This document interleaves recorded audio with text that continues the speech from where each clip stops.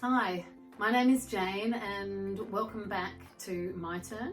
And yesterday we dealt with TEPs, were the things that influenced us to go onto the rough road and also sometimes lose control on a smooth road. Today we're going to learn about PETs. Now PETs stands for Personal Emotional Tools, and they are personal. And these personal emotional tools are the things that get you back in control no matter what road you're on. You can use them anywhere. But the trick is to know what your PETs are before you lose control. I remind you to not judge this language of TEPs and PETs and rough and smooth. We need a common language, and it needs to be simple. And with this common language comes objectivity, which means it's out here rather than in here. For example, if I ask you now, how are you feeling? Tell us all how you're feeling. That's quite personal, isn't it? And you know what? I don't want to tell you because I'm not really sure of how I feel anyway. And yet we ask this question all the time. Whereas if you ask someone, are you on a rough road or a smooth road? All of a sudden that's easy to answer, because not only is it out here, no one judges it, because it doesn't matter what you say, what road you're on, because all of the roads have positive qualities. The only thing you need to do is to be in control. And we'll go into that further next week. But today is about PETs. It's understanding what the tools are that help you regain control in all sorts of different circumstances. So your PETs are different for everything, and they evolve with you. For example, one of your TEPs might be having to get out of bed in the morning, which we discussed yesterday. Can you change that circumstance?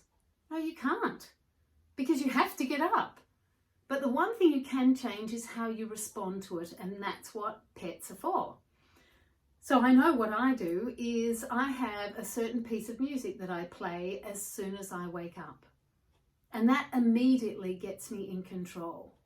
So it's really important to be able to work out what your PETs are, because they're personal and they won't be the same as anyone else's, because we're so used to suggesting PETs for other people.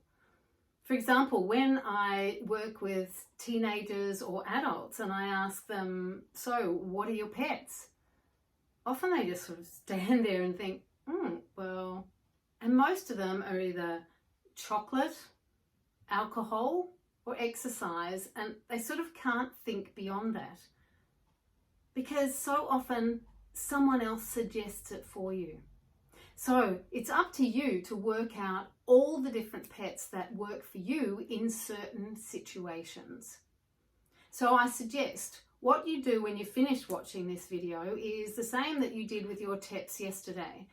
You sit down and you make a list of the different PETs that may work for you. It could be drawing, exercise, music, reading. I mean, there's so many different ones. And as I said, they work for different TEPs as well, which we'll look into next week. It's interesting to notice not only what people's PETs are, but also what their TEPs might be. And sometimes you might be their TEP. Worth thinking about. So until the next video, do that. Make your list of PETs. Your PETs will vary from little ones that you can use while you're listening to a conversation, so no one knows, so they're internal, which could be breathing or clenching your fists and then unclenching, or doing something with your toes so people can't see it, to the ones that are very physical and obvious, like drawing or running or jumping up and down, doing burpees, making your own little circuit, all of these sort of things. So have fun working them out, and I look forward to seeing you at the next lesson. Bye.